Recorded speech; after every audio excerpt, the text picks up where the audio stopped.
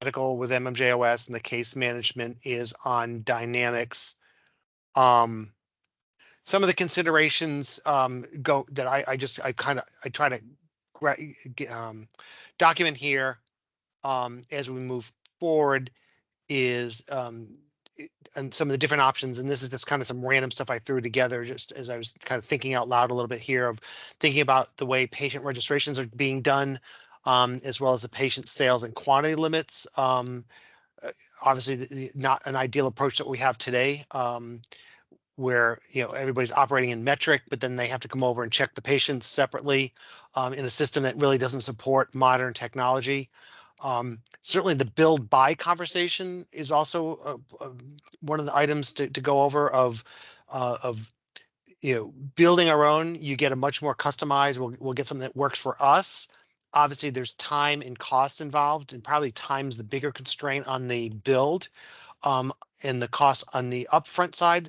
But depending on what platform you choose, there may be lesser costs on the build over time, depending on how much work that has to be done. But then we have to have staff in-house that supports it, knows how to manage it, and knows how to use it, as well as future development. So that's certainly something to keep in mind.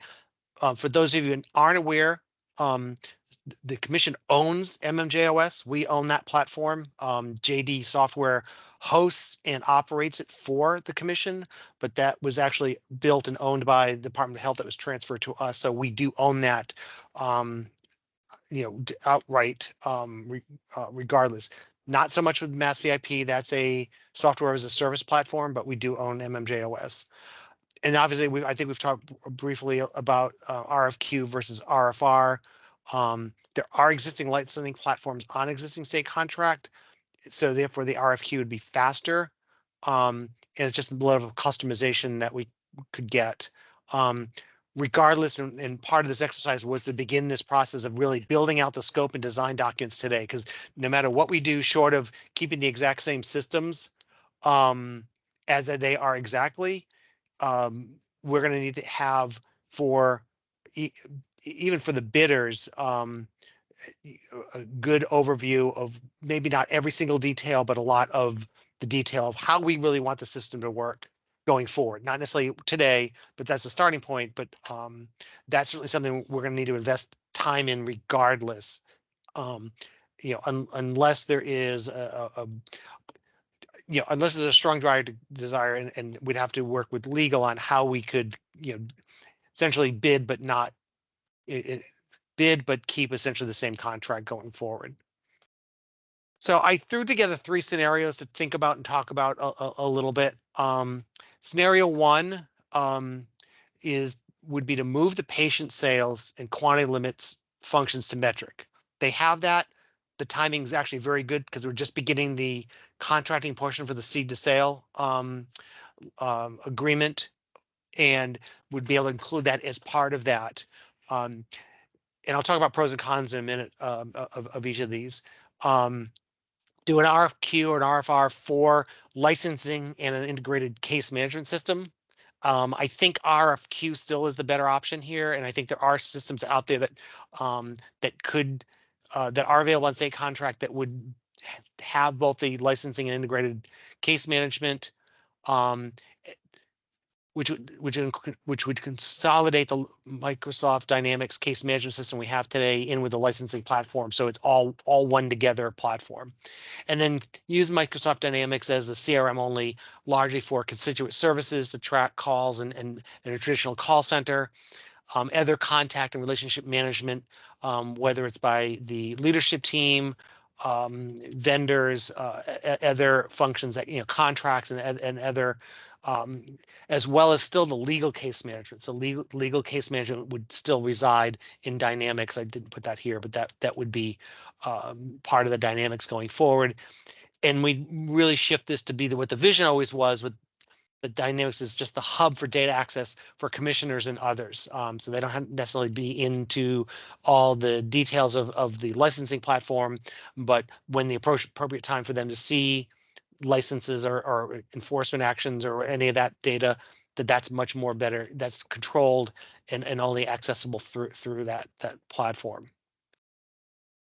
Pros and cons of moving the quantity, the patient sale quantity limit controls to metric. The licensees already are interacting with metric. Most of them, they're already logging in either through directly or through third party, so it's not a new system for them. Most of the third-party systems point of sale systems are already again integrated with metric. It's actually a challenge for them to have to go out to MMJOS to do the query for that. It would put all the sales transactions into a single location, and I think maybe reduce some of the issues. The goal would be to reduce some of the issues we have with the allocation. Um, Occasionally getting a little bit confusing or not managed properly, or just questions that come up. It also improves the HIPAA compliance in that metric will track on by an individual a number, but they're not going to track, and they don't have all the individual information. They don't have any of the what will become HIPAA compliant requirements. If and when federal deregulation or legalization happens, on patients' conditions, patients' records, patients' doctors.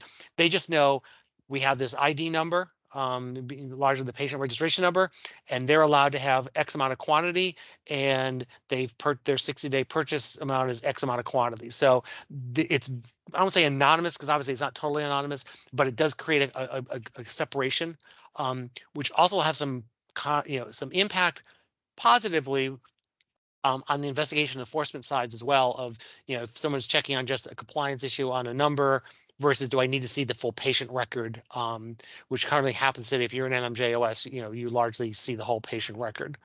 Metcon, as I mentioned, metric does not handle the patient registrations, so we would need to have a patient registration platform, and that would need to be integrated with metric. But that's really the primary con. Obviously, I'm open here. This is your time to feedback too, if people can think about other cons and other issues to capture these, but this is what I have put together from all our conversations and my previous thoughts. Obviously, the consolidation, so this is still more details in scenario one of the consolidated licensing and integrated management. It really provides a single life cycle management of a license. So from cradle to grave, as they say, from the time someone makes an application to the last day of operation, everything related to them, inspections, and any enforcement actions, all in the same single platform, and not having to bounce back and forth between entering stuff in Mass CIP, going back into Dynamics, and having those links and that. And having it again, either an RFR or an RFQ, we can base this on today's needs and hopefully what we can envision for future needs of both the licensing and investigations teams, and really have this much more. To me, I think it was the goal originally, what Dynamics was supposed to be. We never got there with that, which is a lesson on the buy versus build conversation. But it certainly has that. I really couldn't come up with too many cons on this, other than probably cost might be the biggest, or time. But that's really that's that on the licensing. Again, keeping Dynamics as the CRM only for constituent services, for contract and relationship management, data access hub, the dashboards and executive dashboards. I've already kind of largely talked about much of these pros already, and again, some limited cons, not a lot, especially this, because this is somewhat separate then from our I&E and operations and testing and such. So scenario two is a little bit closer to what we have today, which is Dynamics remains as the case management platform. We do an RFR, RFQ for licensing and the patient registry portion, and basically a replacement for MMJOS as a whole, and have that all together separate from metric, with no changes to seed to sale. Obviously, the downside of that is the third-party vendors will have to, for those with the MTCs, have to integrate now with a different platform. They'll have to build those out. Hopefully, the new platform would have more modern technology to allow the activity, the checking, but it just becomes, a part of the scenario of this. And anybody have questions at any point, please raise your hands. Scenario 3 is kind of more of a short-term, long-term plan, which is keep MMJOS and put together an RFQ and RFR for hosting and operating MMJOS as is or with some limited modifications. Do the RFQ for a licensing platform only. Keep Microsoft Dynamics is the case management system. With a long-term vision of then scoping out a new platform design, whether it's build or buy, for a fully integrated patient licensing case management platform all together in one. Conduct an RFQ, RFR, in the 12 to 18-month timeframes. And I just threw some numbers together. These are guesstimates, and allow a 24 to 30-month build and implement of that. With the likely recommendation of building potentially in a Salesforce.com environment, which already has some of these features built in. Benefit of this is we get the most critical, the licensing platform moved first, and can focus on that. That may be from a time standpoint beneficial, but then have basically this longer term plan to continue to move forward with building out. And it doesn't have to be necessarily Salesforce. I was just throwing that out as an option or kind of recommendation in a scenario. We could build on any of the other platforms we've seen, as well as consider, and I didn't put this here, but we did see with the seed to sale platform, there are some of those seed to sale platforms that are also have licensing and to some lesser extent case management built in, but that definitely would have to be a longer term. So we would need to resolve the shorter term contract issues first with licensing, bias itself a little time in the short term stuff, and then reevaluate very quickly, basically finish this and go right into a longer term of planning and such. My personal recommendations is what is follows, and this is just my 2 cents worth at this point, is move the patient sales and quantity limits to metric. Put that in our current contract that we're going to begin negotiating with them on. Have an RFQ specifically for MMJOS hosting and operating and building the patient registry integration with metric as part of that quote. That should be a fairly easy, fairly independent, separate RFQ from then doing the RFQ or RFR for the licensing and integrated case management. You can see I got distracted in the middle of putting this together.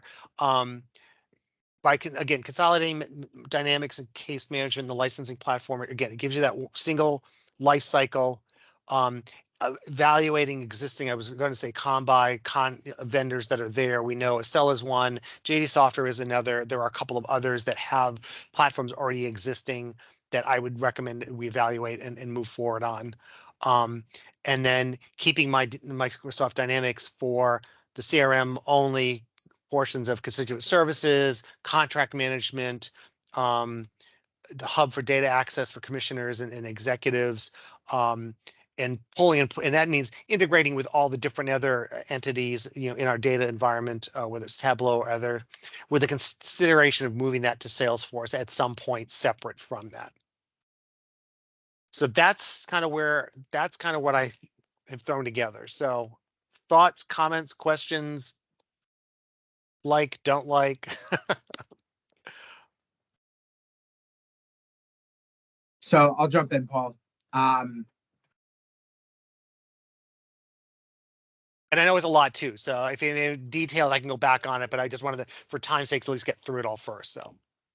No, and I appreciate that. And if you, let me see, I think I want to digest this information a little bit. Yep. And I don't see that was included in the invite, your presentation that you just gave. Is that something you can share? I can absolutely share that with everyone. Yep. Okay. So not an easy spread of multiple different balls being juggled at once, and a lot of different factors with budgets and different teams and different systems. With that being said, while you were going through your options, things that were coming to mind was things that we've talked about before. Like, let's take the budget equation out of the situation for now. I know it's a factor no matter what. Yep. I think you and I and others have been on the same page that reducing the number of systems as much as possible to be more centralized is ideal. Additionally, with some of the recommendations, I see like you have that short-term, long-term scenario. I'm trying to be cognizant of doing a lot of work for a short-term scenario, and then changing everything all over again and doing additional all over that work all over again. Again, none of this is perfect. There's no perfect scenarios here. But I guess from 2 points, I'm trying to be very cognizant of what I think our inevitable goal is, and 2, is there an opportunity to do long-term work, like take a step in the direction of the long-term goal? Because like right here, like, thank you for bringing this back up. Keep MMJOS and RFQ, RFR for hosting and operating as is or with some modifications. I'm guessing you're saying that in the context of the fact that we own MMJOS and we can take it from JD Software and give it to somebody else to do the hosting and operating. Is that correct? Yes. Okay. Yes. And then that short-term solution, that short-term recommendation, your ultimate recommendation is that Metric would be doing the patient allotments and stuff like that, but they can't do they can't do patient applications. So that in itself, it doesn't, to me, it's like, okay, we're taking a lot of things out of MMJOS, but there's still going to need to be 3 or 4 systems talking to each other. We're not achieving any part of our long-term goal of minimizing the number of systems in that equation. Is that a correct statement? And it's not a criticism. I'm just want to make sure. No. Excellent question. So I would say not, my interpretation, my thought is not that's not exactly true, because if we ultimately, and I still strongly, I think Metric is the place that the patient allotment management should be occurring, just because that's the point of sale. And again, for the integration of the industry, that just, it seems to be a no-brainer, unless there's something I'm missing. And I'm very well, I admit, there's stuff I don't know. No, that part was attractive, but and so this scenario is the first step in that, by moving it to Metric, without having to, and this is more of a time, I was thinking more of a time and cost thing of just, if there's a little bit of programming, which JD already does today with pushing the Mass AIP licensing records to Metric. It's the same technology of pushing the patient allotment information. So it would in fact be that first step in the long term of, if the long term plan, and I didn't necessarily build this out properly in that regard, of what is the long term plan looks like. The long term plan ultimately looks like this final, my recommendations is to have a fully integrated licensing case management system, have which would include the patient registration. Metric handles the patient allotment management, and Dynamics is largely out of, with the exception of constituent services, is out of the I&E operational data, point of truth. It might be a data hub or some access point, but we are consolidating down. So that long-term scenario, that there is a first step in the short term, that's to get it onto Metric for the patient allotment management. And I get that. I get the idea of like APIs and minimizing it, but I'm still seeing the situation where there's still going to need to be some API between us and Metric, because if they can't do patient registrations, which I completely understand why they would not do that, they're still going to require that information before an allotment can be subtracted from a purchase could be subtracted from an allotment for a patient. They're going to need to know who's approved as a patient. So they're still going to need to have that information from another system. Well, right. So the way it would happen is the same way as the licensing happens, is it could be done via an API. What Metric typically does now is it's a nightly data, almost like the licensing file that goes over with, here's all your patients, and here's the patients a total allotment quantity. Metric then manages, they have the database that then says, oh, this person ordered last week 2 ounces, they've run 4 ounces the week 2 weeks before. So Metric manages the actual allotment. But all the MTCs don't have to hook up to MMJOS anymore. They have to hook up just to Metric. Correct. And that would include, because we not only would we be sending over patient registration, active patient registrations, we'd still be sending over active MTC agents. And that would, so that's another piece of that too, is the MTC agents, the sales versus non-sales agents, and the industry ID, which is already tied to Metric. We'd be sending that over to them, and all those allotments would be managed in that system. So essentially, the MMJOS system, in whatever form it is just an application forum. Yeah, that would be the goal. We'd be sending that information over. So then that does minimize a step, not so much for us, because actually it increases the step for us, I think, because just talking it out it minimizes a step for the industry, because they don't have to have an API with MMJOS anymore. Correct. They just have to have one with Metric for MDCs. Right. And just for the record, they do not, there's no API today for MMJOS at all. What they're doing is what's called screen scraping. Basically, they're emulating if someone was sitting at the computer and logging in. Yeah. So it is different. It's a different, and it's a risky integration. That's why we've had problems with JD, both on MMJOS and MassCIP, accessing those systems, because it literally, they have to emulate keystrokes as opposed to a true API. But they have to, but the patient allotments in MMJOS, they have to subtract it from that. So it is still like, maybe not so much an API, but it's still one less system they have to use on a regular basis. Correct.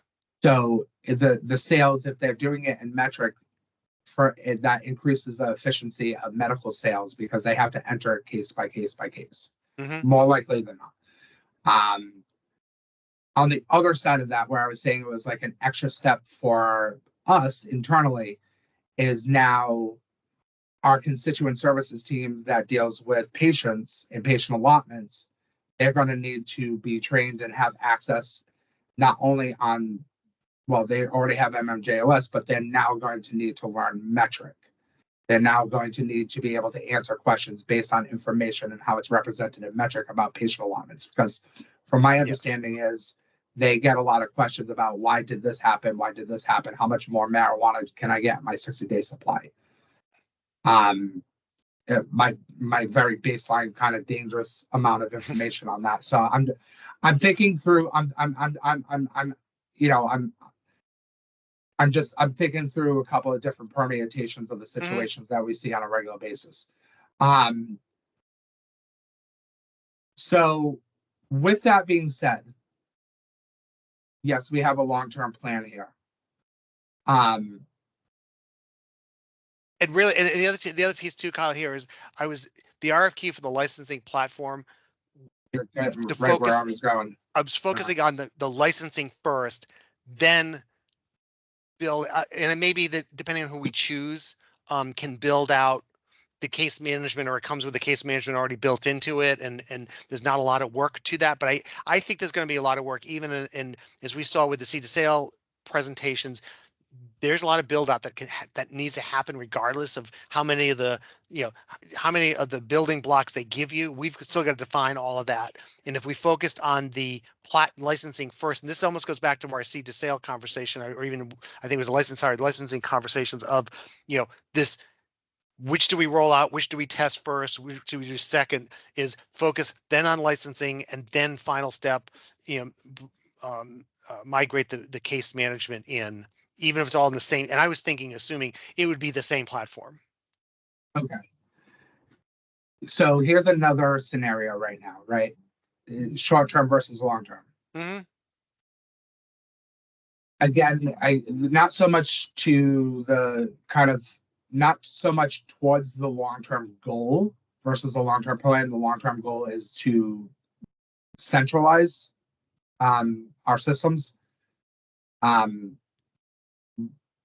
why why can't we take the short-term position? And this is where the second piece of what I was saying before, which is minimizing the amount of work for short-term solution, when we can have a short-term solution possibly, and this is where it comes in, of not changing anything. Is there not an option to, and I know JD did not submit a bid, but is there not an option to renew the contract with them, or for them to submit a bid via an RFQ and just So, continue services with them, kind of like similar to how we're doing with Metric, and not change anything, not do the additional work? And you're smiling, and I can tell you're smiling, but you're smiling like in 10% of the screen. So I'm gonna stop talking. sorry. And tell me why I'm wrong on this. I know you're not wrong. So the why I was laughing is because I intentionally put the RFQ licensing platform only as such, with the eyes towards, and this is where I'm a little concerned. Maybe I asked to stop the recording because I don't want to, but that one positive, so we can't renew the contract. We've already done the 3 extensions that were allowed, I believe. They would have to do an RFR. We'd have to do a new contract. Yeah. Okay. We have to do some sort of bid and a new contract. Now, I believe they are in fact on state contract now. I know they were at the Combis conference, which they would have to have been on one of the state contracts in order to be there. So one of the options would be an RFQ, and that's why I said RFQ licensing platform only might be such that a narrow, and I don't know if there are any lawyers in the room, but a narrowly worded RFQ that essentially JD may be the only one that could win it. For a 1 to 2 or 3 year time frame. Yeah. Well, being a friend here, I wasn't.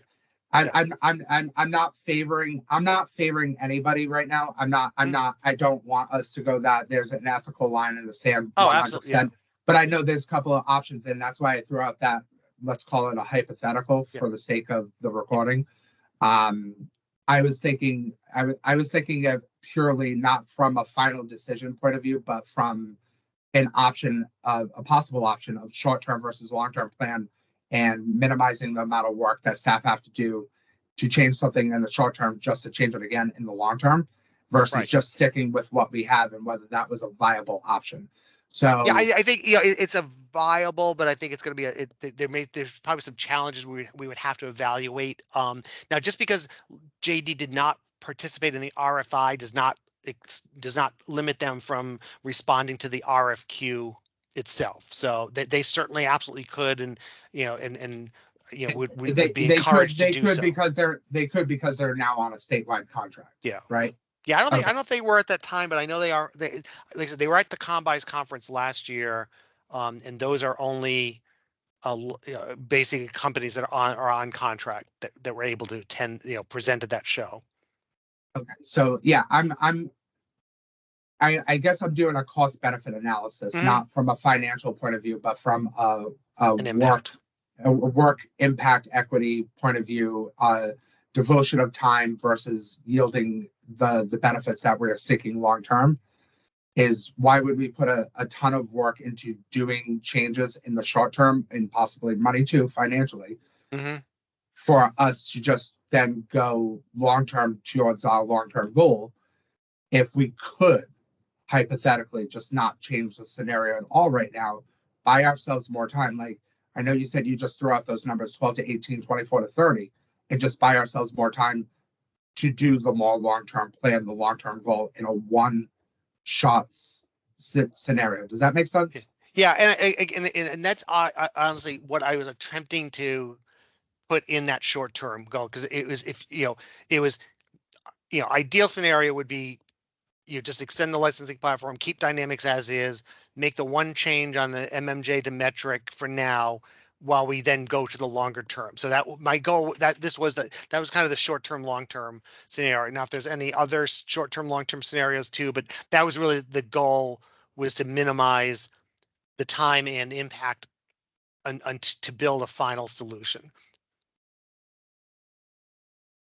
And a lot of this conversation is also being done in a little bit of a vacuum that we've not looked at. And I don't believe, Jennifer, we've pulled yet a full list of which vendors. We know JD, we know Acela, and I believe there's one other, I'm trying to remember who it is off the top of my head, that I know of that, that's on contract, that there's probably a couple of others that we should I can get pull those that names. list. Yep, I can pull that And, list and, and and, send it to the and team. evaluate, as well. And we may need a little bit of, conversation with each one of them to figure out what their time frame is, would be on, if it's an RFQ, what's your implementation time frame look like? And I don't know I don't know how we can approach that without violating, and I turn to you, Jennifer, our current Yeah. combis expert, without the legal team in the room, but Yeah, that would be hard. So, but I think we might be able to rely back a little bit on the RFI, although some of that's out of date. But yeah, that's what I was trying to accomplish in this scenario 3 with the short term, long term, which is buy us another 18 months after the end of the current contract to build the final, the bigger long term solution. No, and that makes, Paul, that makes perfect sense, and I appreciate it, and I think that's probably where we are right now in many different ways. That's probably the ideal scenario, because the last thing I would want to do is what we did with Dynamics, is rush into something. And it not be what we need it to be, because there's other factors here that are part of the cost benefit analysis, which is the learning of a new system, the training on the new system, the cost of a new system, the constant modification and updating of a new system, the education to constituencies of a new system. There's many other factors that are not part of this equation as it is in this PowerPoint, which I would not expect it to be, but that play into real life effects. So not only from an internal standpoint, but from an external standpoint, that's where I was going, is if we are not ready to pull the trigger in doing what we want to do, what we think we need to do for a long-term plan because of mitigating factors and other competing priorities or budgetary issues, let's minimize everything as much as possible and not change anything at all. And let's not upset the apple cart, because while it's not perfect, it's what has worked. And it's not perfect, but it's working, has worked for 6 years. And if we're going to do the work, we're going to do the legwork, give ourselves the additional time to do it, if that was possible, to do it right. Because again, I don't want to have I don't want to do the work for the sake of doing it, just to do it all over again. I don't want to get a system. I would not want to get a system just to get another system 16 months later, 18 months later. I know that's not what your intentions were, but still, it's probably a possibility, right? I'm just, again, it's a cost benefit analysis, not just purely on a financial front, on a people front, externally, internally, and just a work volume front. I guess that's a cautionary tale. So I think the big ask here, Jennifer, and I is can we identify what a process would look like if we wanted to maintain our existing system and vendor? I still would, if we were able to keep the licensing platform exactly as is, I still would like to see the patient allotment piece moved. And it doesn't have to be day one. I mean, it doesn't have to be day one. We can specify as part of this that it could be 6 months after the contract goes live that renews or goes live in a year and a half, or where, it's a little over a year, I guess, from now. But that we make that step first is part of it. But yeah, I mean, honestly, if it was not the whole state contracting rules issues, I would have a slightly different recommendation path, and that's closer to what you're talking about, Kyle. So, and we would definitely want to have legal counsel on the appropriate laws that we would not violate, because we don't violate laws. For the recording. Thank you for that. Yep. Yes, but Paul, I actually just thought of something. We own MMJOS, but Correct. we pay JD Software how much per year for MMJOS? I 186 in mine, is it something like that? Yeah, I think it's 120 or 108. I forget which number is which, but 120 I thought was metric, the old metric number. But yeah, we pay some fixed amount. I don't know if anybody, you might have it in front of you. So, sorry, my Teams is just blowing up right now. What about this for a short-term scenario? Is there a downside in, because you know this, we have this inevitable plan to transfer MTC licenses over to Mass CIP for it to be a centralized licensing system, right? Mm-hmm. Is there a downside to transferring patient registrations as in MTC agents? Because we already have adult agents. It's an application portal, a licensing portal. And then we can just get rid of MMJOS completely. Would that ultimately save us money or cost us more money in the scenario where, hypothetically, JD were to apply to an RFQ and they were on the state budget? Is that also an opportunity to, one, go towards our long-term goal of centralizing systems, and two, would that also have a potential financial benefit to us? Well, thank you, Anita, who popped in. It's about 400,000, 440K a year just for them to operate that system. What I don't know, and we don't know yet, is what metric charges for that add-on. I'm sure there's some component, but I don't know how much. My guess, and this is just a pure wild guess, that it's probably less, well less than that number. The question then is, what would JD want? What would the cost to move the rest of it into to Mass CIP? So, yeah, and I agree with you. There's definitely going to be additional conversations on the financial end, but I'm guessing they're still going to charge us something for hosting MMJOS, or another company is going to charge us for hosting MMJOS. They're still going to charge us something. Correct. And there might be one of those kind of scenarios where we have to cost benefit analysis from a financial end, but an overall end, but there's maybe a potential that long-term goals could be achieved, and at the same time also financial encumbrances achieved as well. Yeah, I certainly that's a scenario. Like I said, if it wasn't for, because of the procurement laws, I wasn't, I was trying to be more open to all of this, but yeah, if we could.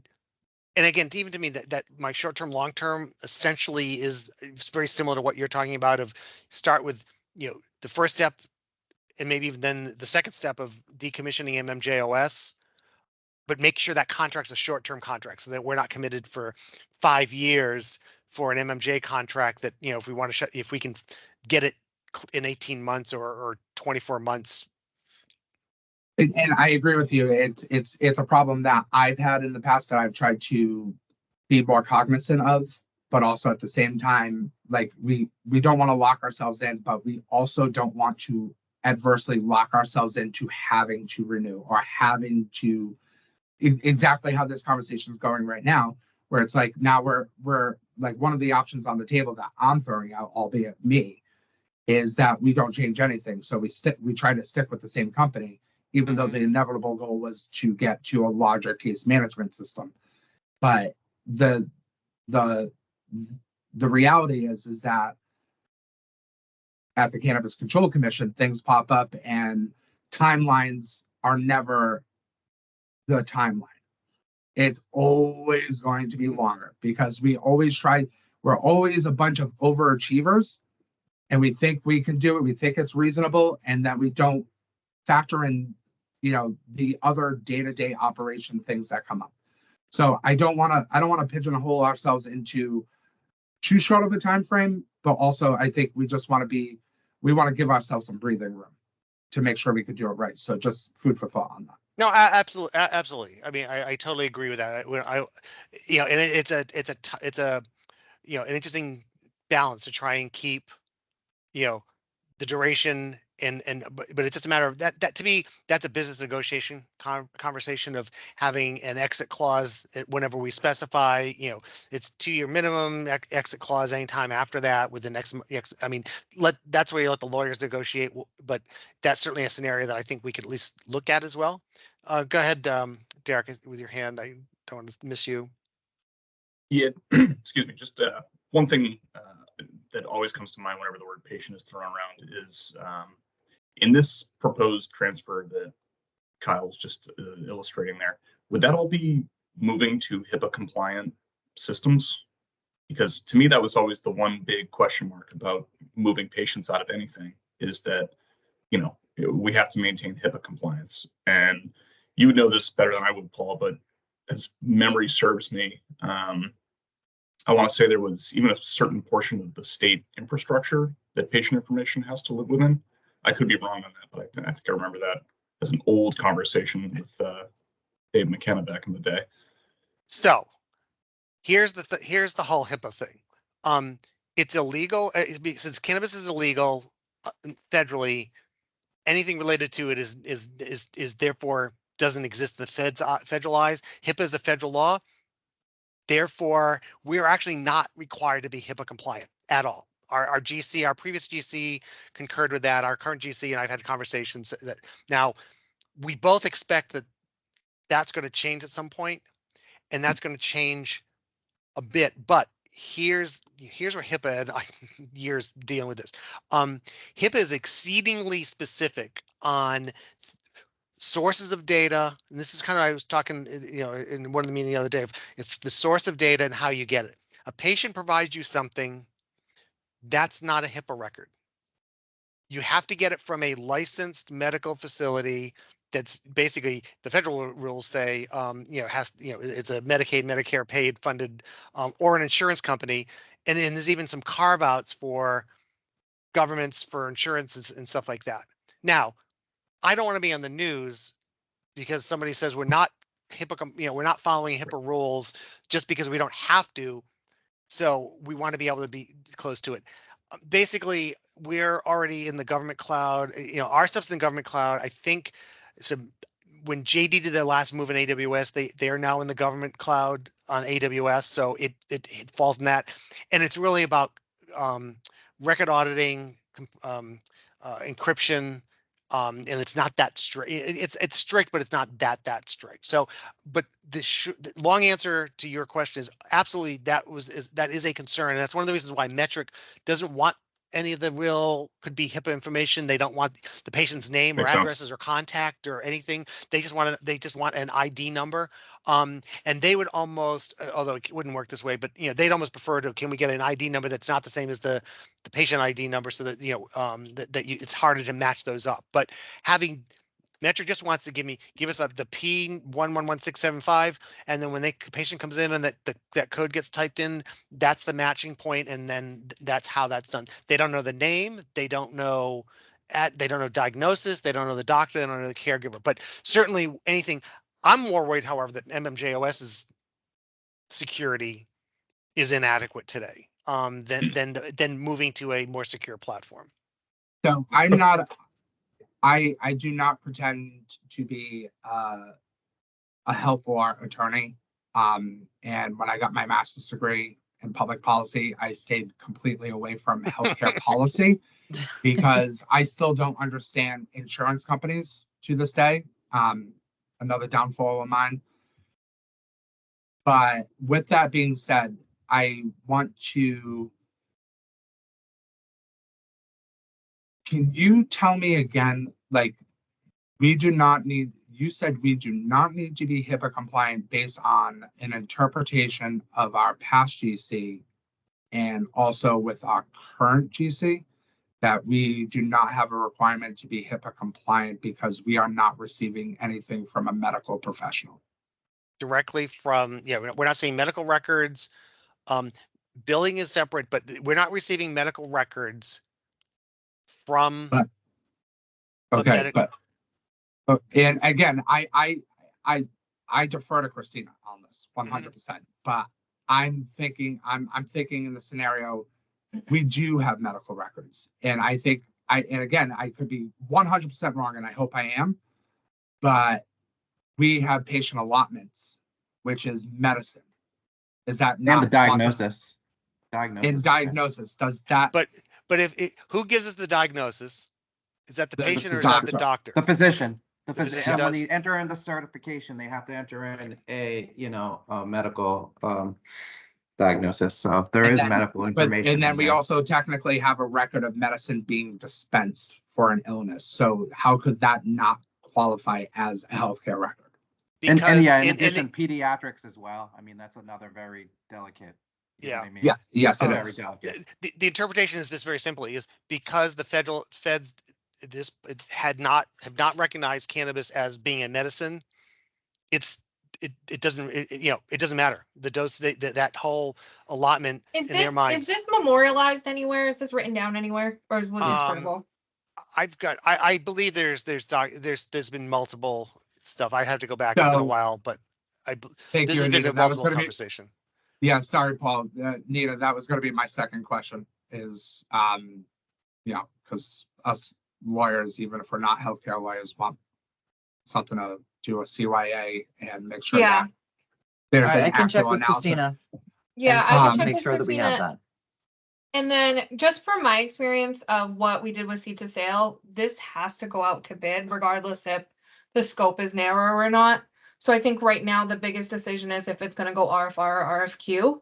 And that it could be that JD didn't do the RFI because they're like, we have this locked in, whatever the situation is, but I think there's the consideration of from a timeline perspective of like what the contract should be listed as. And then if we do go the route of, we're going to keep everything the same if possible, we should start the work kind of like we were going to do for seed to sale if we were going to transition to a different platform of what we actually need and what, you know what I mean? If we end up not moving and we do push it out 18 months, 12 months, the work is continuously being done. It's going to evolve. We're going to see new things, especially with the HCA. We're going to see new things, even from the complaint process. We're going to see like just new things coming in. So if we just do that side work also in the interim, and that could even be a smaller group, doesn't need to be the bigger one. But I'm just concerned from a contract perspective that we just want to do everything, lined up. So I guess with that being said, Paul, and thank you, Anita, is because we're running up against the end of our time. What decisions do we need to make now? Like what's the next step now that you need from this working group? We need RFR or RFQ. Determine which we want to actually do. And what it is and what it Yeah. is and RFQ, RFR on what and how. So is this MMJ only? Are we doing MMJ separate from licensing? And then what other content of the licensing RFR, RFQ? Are we going to do RFQ open, RFQ narrowly tailored? And again, this is where I think, Jennifer, if you can work with Michael and Stephen Yeah. on, how can we, because it's, if we owned Mass CIP ourselves, then it's an easier conversation because basically it's our platform. We just want somebody else to keep running this.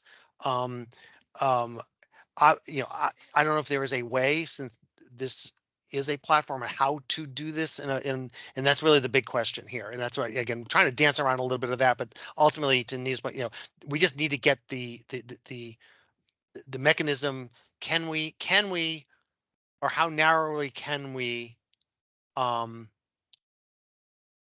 scope the RFQ that makes it legal to get us to where we really want to be, which is a Okay. continuation of the existing contract for a period of time, and we'll need to determine that's the next piece. So it's the again, in the short-term scenario approach of the short, what's that time frame need to look like from the end of the contract, not from today. My only concern, Anita, is, and this is, I've had, this has been a conversation since I've got here of there's always something changing. There's always something new coming down the pike in the licensing process, and that it is almost like never a great time to do this. So I'm not saying jump in and do this, unwisely, but we're gonna have to, we have to manage this and actively do something, because I think ultimately there are some better solutions out there, but it's certainly, we have a vested interest with everything else going on, including the metric, not there's a lot there, but much of the same concerns that went into the metric of the industry impact and others impact and such, that this is all part of it. So I think we just needs to, Jennifer needs to, if you give us quickly some big feedback, but the really we need to, Jennifer needs to know, are we doing 1 or 2 RFR RFQs, and what is the content of them? The MMJ one's pretty straightforward. We just I think we break them apart of run our system. So Right. so I know time is over, but I actually need to ask you an IT question that I don't know the answer to. Like in the situation where we own MMJOS, it was developed and it's been run by JD Software. If we took that and gave it to somebody else to host and run, is there not risk of the fact that they do not know the programming? Absolutely, So is there's risk. that's an element in and of itself. Mm-hmm. So okay. And, With that the answer that Jennifer can get on NASCIP applies to that too. So Yeah. So can we find out, is there a way to find out, and just out of curiosity, is there, because there's some pros and cons here, and again, everything's on the table. RFR sounds like that's the most easiest and functional solution right now. RFQ. Sure. RFQ. RFQs within the state. Closed contract. RFQ. So is there a way for us, and I'll say this very generally, is there a way for us to get maybe a list of those who are on the state budget that would be able to apply for an RFQ, which is more beneficial to us, and maybe for us to look at before we made a decision? Yeah, I can get the list of the vendors that are in the RFQ. That And I like can are send that out to pertaining the to like team. case management licensing systems, like there's a way to filter by that, so it's not like 50,000. I would hope so. I will do my best. That would make There's that would gotta make be. sense. They're so granular, even on the state contract stuff, that there's. Yeah, gotta there be. really is. You're like, Yeah. you need fire extinguishers, but they're blue. This is the vendor you go to. Yeah, I think it would be beneficial to at least know kind of the universe of those that are eligible for All right, so RFQs.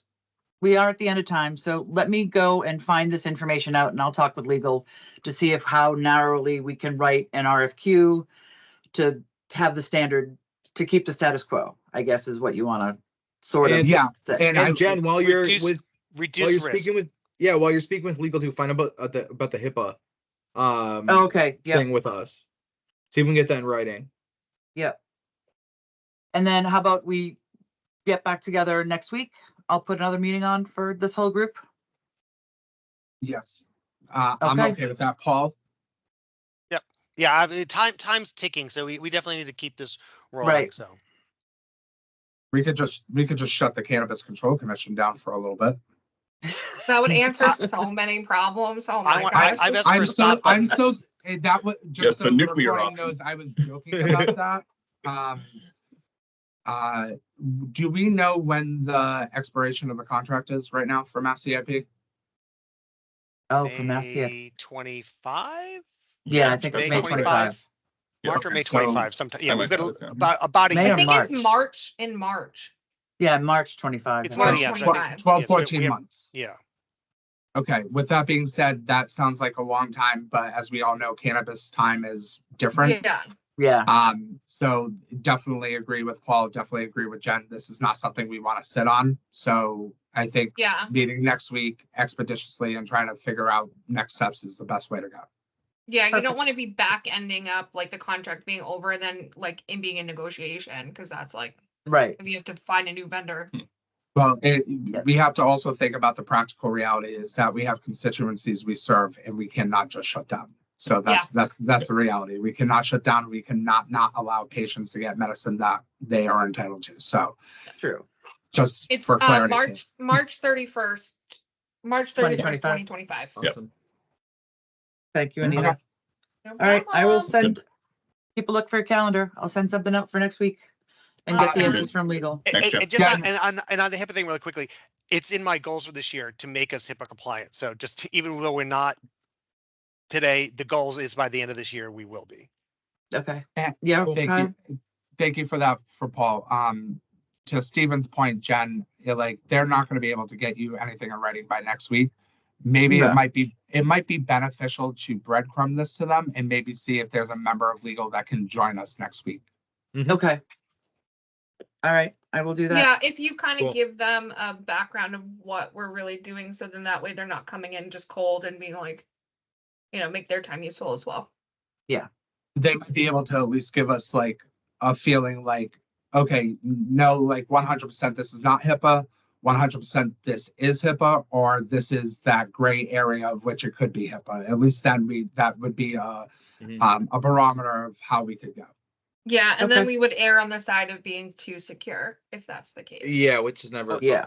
No, which Yeah. is which is why we're going the way we're going. That's been the conversations Yeah. I've had with the GC. So yeah, originally, and this is off topic. So apparently, Mhm. originally, the previous GC and the previous CTIO had that conversation, and they elected to go with the route of that we're not eligible. We don't need to be, and in fact, by stating that and not trying to go that function, the feeling was that we're actually not, we're showing that we're not acting like we are. If we act like we are, then we essentially become legally liable to be.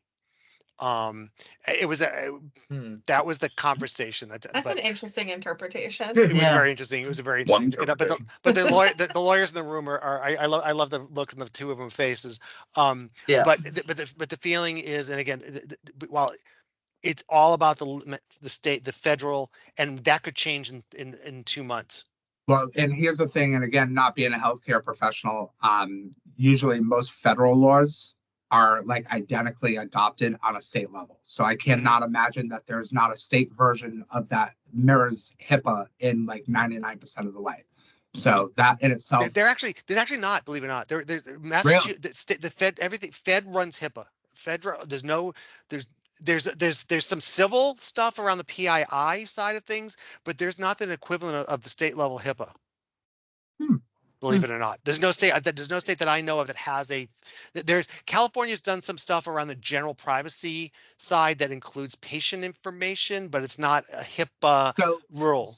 So that in itself, if that's true, right? If that's true, again, I don't know.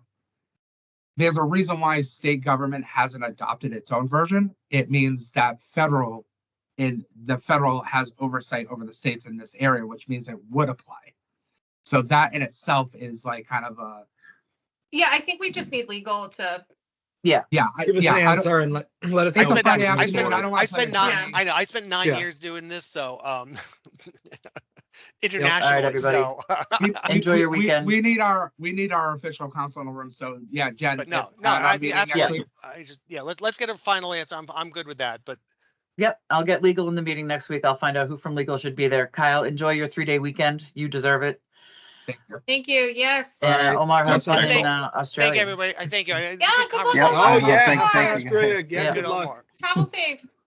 Guys, take Bye, care. everyone. All right, Bye. bye.